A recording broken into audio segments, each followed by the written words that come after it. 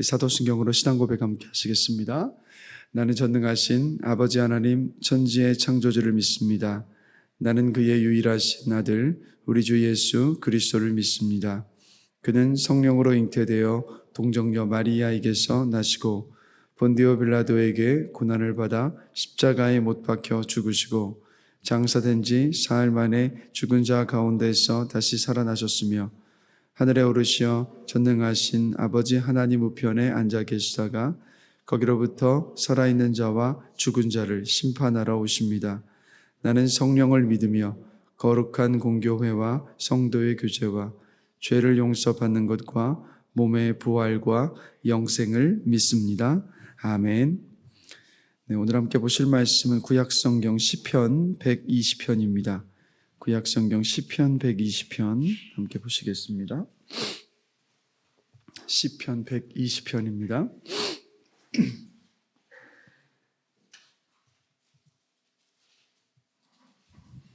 우리 다 함께 한 목소리로 같이 읽도록 하겠습니다. 시편 120편입니다.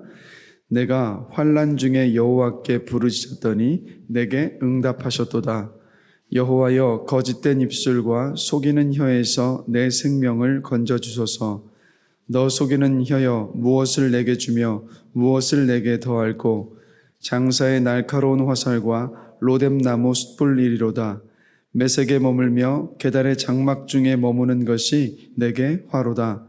내가 화평을 미워하는 자들과 함께 오래 거주하였도다.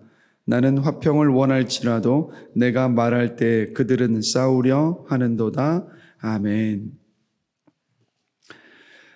2절을 통해서 보면 이 시편 120편을 쓴 시인은요, 악한 사람들의 심한 비방과 또 모함 때문에 생명의 위협까지 느끼고 있었던 그런 상황이었습니다. 그래서 아마도 주변에 가까운 사람들의 비방과 모함들 때문에 그 괴로움과 아픔과 실망감이 너무 커서 죽을 것 같은 어떤 그런 심정이었을 수 있습니다. 아니면 비방과 모함을 하는 사람들이 이 시인을 실제로 죽음에까지 내몰 수 있는 어떤 힘 있는 사람들이었기 때문에 이 시인이 그 비방과 모함들 속에서 이 생명의 위협을 느꼈던 것 같습니다. 그래서 2절을 보시면 여호와여 거짓된 입술과 속이는 혀에서 내 생명을 건져주소서라고 기도를 하고 있습니다. 그래서 이 시인은요, 이런 환난 중에서 다른 것 찾은 것이 아니라 하나님을 찾았습니다. 하나님을 찾았고 하나님께 부르짖었습니다. 그랬더니 하나님께서 이 시인에게 응답을 하셨어요. 1절을 보면 알 수가 있죠. 내가 환난 중에 여호와께 부르짖었더니 내게 응답하셨도다. 분명 시인은 심한 비방과 모함 때문에 억울하고 또 답답하고 외롭고 비참하고 또 두려움 속에서 분명히 호흡은 하면서 살아있긴 했지만 그러나 이 마음이 타들어가는 것처럼 어떤 죽어있는 것 같은 어떤 그런 상황 속에 놓여 있었습니다. 바로 그런 중에 하나님께 부르짖었던 겁니다. 거짓된 입술과 속이는 혀에서 내 생명을 건져달라고 하나님 붙잡고 하나님께 매달리면서 간구를 했던 겁니다. 그래서 이 시인을 보시면 기도하는 중에 자신을 비방하고 모함하면서 너무도 힘들고 괴롭게 만들었던 사람들을 향하여서 3절과 4절 함께 보실까요? 이렇게 기도하고 있습니다. 함께 읽겠습니다. 너 속이는 혀여 무엇을 내게 주며 무엇을 내게 더할꼬. 장사의 날카로운 화살과 로뎀나무 숯불이로다. 그러니까 장사의 날카로운 화살과 로뎀나무 숯불이 그들의 혀에 임하였으면 좋겠습니다 라고 지금 하나님께 기도하고 있는 겁니다. 그래서 시인은 그들의 비방하고 모함하는 혀에 장사의 날카로운 화살이 관통해서 더 이상은 비방과 모함을 하지 못하도록 하여달라고 기도하고 있었던 겁니다. 그리고 로뎀나무는요, 우리나라에 있는 나무로 치자면 쌀이나무와 가장 흡사한 나무입니다. 이 쌀이나무는 이 속이 단단하지 않습니까? 단단하기 때문에 얇지만 오래 탑니다. 그리고 또 이 로뎀나무는 잎이 많아서 순식간에 불이 붙어서 활활 타오르는 나무가 바로 로뎀나무입니다. 그래서 이 로뎀나무의 숯불이로다, 이건 어떤 뜻이냐면 로뎀나무 숯불이 나를 비방하고 나를 모함하는 그 사람들의 혀를 태워서 더 이상 나를 향한 비방과 모함을 하지 못하도록 하나님 그들을 심판하여 달라고 이 기도 중에서 이 시인이 하나님께 맡기면서 기도를 하고 있었던 겁니다. 즉 시인은요, 기도하면서 자신이 무언가를 풀려고 했었던 것이 아니라 나를 비방하고 모함하는 사람들을 향한 그 심판을 하나님께 맡기면서 지금 기도를 하고 있었던 겁니다. 가만히 생각해 보면 시인도 분명히요, 자기 힘으로 자신을 비방하고 모함하는 사람들의 그 억울함을 풀고 싶었을 것이고, 그리고 거짓도 밝히고 싶었을 겁니다. 그러나 비방하고 모함하는 사람들에게 아무런 소용이 없었죠. 왜냐하면 내가 아무리 풀려고 한다 할지라도 또 다른 거짓과 비방하는 말로 시인에게 분명히 돌아와서 더 시인을 괴롭게 만들었을 것이기 때문입니다. 그런데 이런 상황 속에서 시인이 하나님께 부르짖고 기도하는 가운데 하나님께 그들의 심판을 맡기게 된 거예요. 자신을 비방하고 모함하는 사람들을 하나님께 벌하여 달라고 하나님을 신뢰하면서 그렇게 맡기면서 기도하게 되었던 겁니다. 기도로 하나님께 맡기게 되자 억울함이 어떤 것으로 바뀌게 됐겠습니까? 하나님의 일하심에 대한 기대감으로 바뀌고, 언제나 내 편이신 하나님 때문에 외로웠었던 시인이지만, 괴로웠었던 시인이지만, 그러나 하나님이 내 편이시라는 그 사실로 인하여서 더 이상 외롭지 않았습니다. 그리고 무엇보다도요, 의인을 언제나 돌보시고 악인을 심판하시는 그 하나님 때문에 더 이상 이 시인이 두렵지 않았던 겁니다. 그래서 여러분, 죽을 것만 같았었던 시인의 심령이 하나님께 맡기며 기도하는 가운데 이 심령이 살아나는 은혜를 입었던 겁니다. 그래서 시인이 고백하는 거예요. 1절과 2절을 보시면 내가 환난 중에 여호와께 부르짖었더니 내게 응답하셨도다.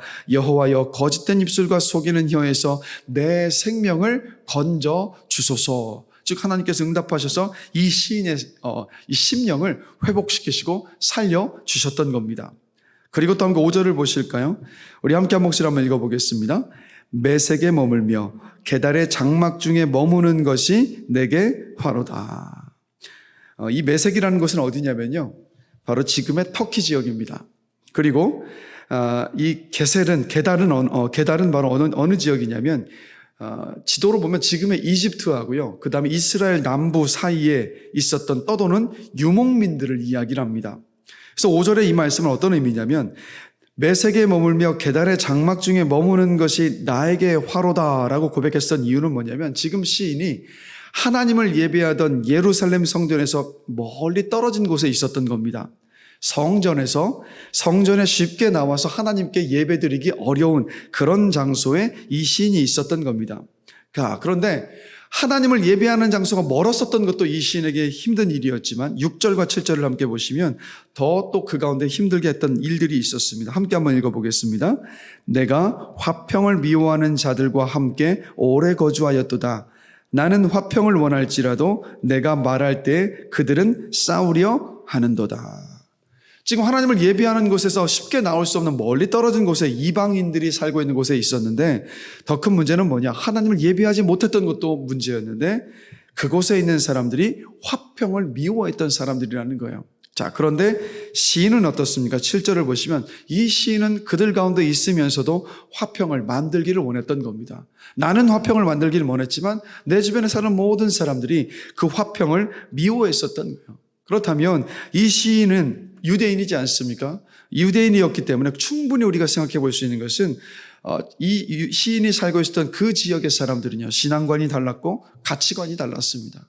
우리가 가정 안에서도 신앙관과 가치관이 다르면 그 화평이 깨지지 않습니까? 또 교회 안에서도 같은 하나님을 섬기고 있지만 그 신앙관이 다르고 가치관이 다르면 그 안에 화평이 깨지는 일이 생겨날 수가 있습니다. 또 믿지 않는 이웃들과의 관계 속에서도 신앙관이나 가치관이 달라서 그 관계가 깨지거나 아니면 그 화평이 깨지는 그러한 일들이 많지 않습니까? 똑같이 이 시인도 같은 고민과 갈등 속에서 살고 있었던 겁니다.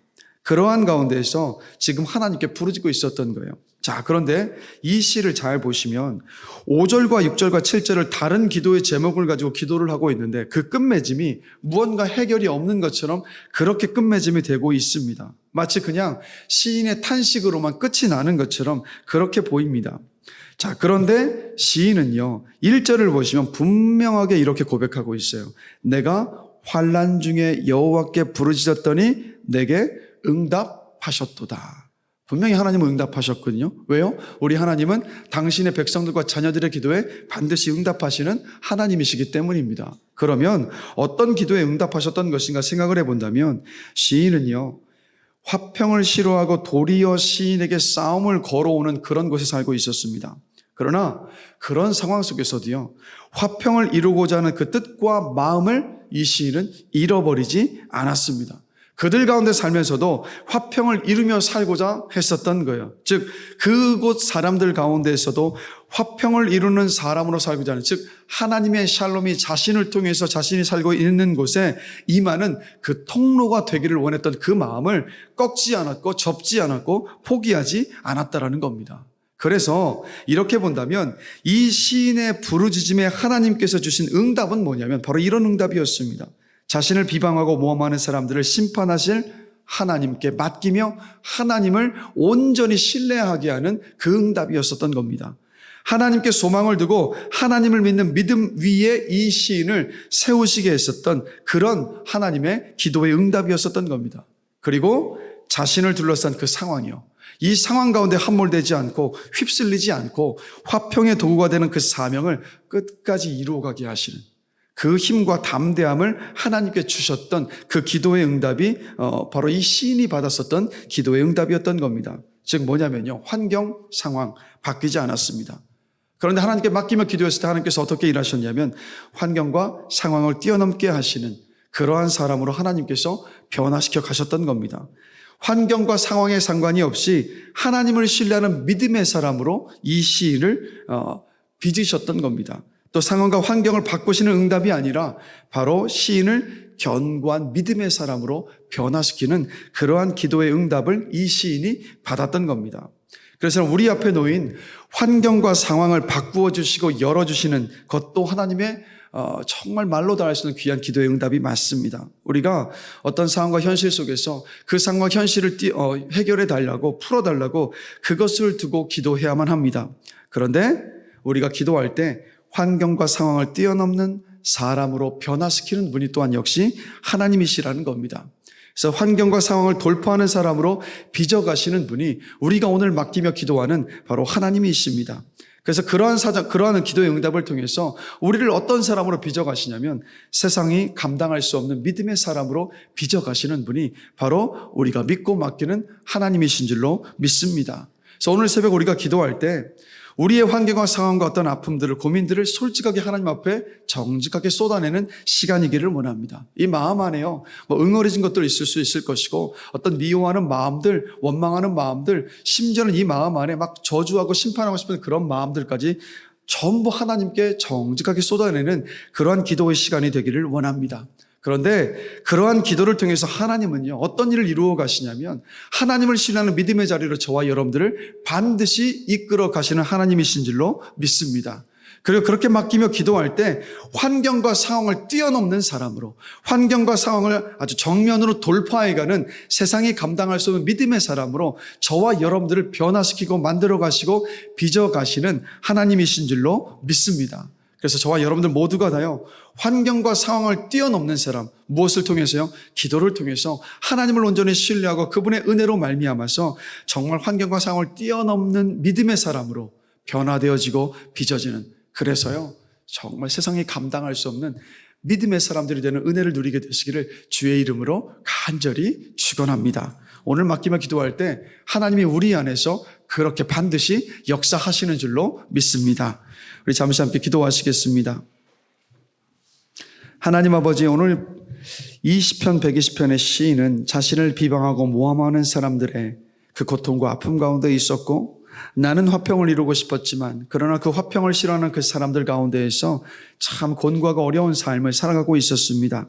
그러나 하나님께 기도하는 그 자리에 섰을 때 하나님을 신뢰하는 믿음의 자리에 설 수 있었고, 하나님을 신뢰하기 시작하자 자신을 비방하고 모함하는 모든 사람들을 하나님께 그 심판을 맡기는 믿음의 사람으로 변화된 모습을 봅니다. 그리고 무엇보다도 환경과 상황을 뛰어넘는 사람, 그 환경과 상황을 돌파해서 여전히 화평을 싫어하는 그 사람들 가운데에서도 하나님의 샬롬을 이루고자 하는 그 통로가 되고자 하는 그 마음의 소망과 그 사명을 잃어버리지 않는 사람으로 세워졌던 모습을 보게 됩니다. 하나님, 이 새벽 시간 잠을 깨워주신 것 감사합니다. 하루의 첫 시간 주 앞에 나와서 기도하게 하심에 감사합니다. 하나님 아버지께 모든 것 맡기며 부르짖는 기도를 드릴 수 있는 특권을 주신 것 주님 감사합니다. 이 시간도 우리가 시인처럼 주 앞에 기도할 때 우리의 모든 심정과 상황들을 다 정직하고 진실하게 맡기며 기도하는 시간으로 인도하여 주실 줄로 믿습니다. 그러할 때 환경과 상황을 뛰어넘는 사람으로, 환경과 상황을 돌파하는 사람으로, 세상이 감당할 수 없는 믿음의 사람으로 우리 모두를 빚어주실 줄로 믿습니다. 그 기도의 응답을 바라며 소망 가운데 기도하는 귀한 시간으로 주님 인도하여 주시옵소서. 우리가 믿음으로 간구할 때 이 새벽 시간 주님께서 우리의 모든 믿음의 간구 안에 신실하게 응답하여 주심을 믿습니다. 그 믿음으로 오직 주께만 소망두며 기도하는 시간으로 성령 하나님 인도하여 주시옵소서. 감사합니다. 예수 그리스도의 이름으로 기도드렸습니다. 아멘. 하늘에 계신 우리 아버지, 아버지의 이름을 거룩하게 하시며 아버지의 나라가 오게 하시며 아버지의 뜻이 하늘에서와 같이 땅에서도 이루어지게 하소서. 오늘 우리에게 일용할 양식을 주시고 우리가 우리에게 잘못한 사람을 용서하여 준 것 같이 우리 죄를 용서하여 주시고 우리를 시험에 빠지지 않게 하시고 악에서 구하소서. 나라와 권능과 영광이 영원히 아버지의 것입니다. 아멘.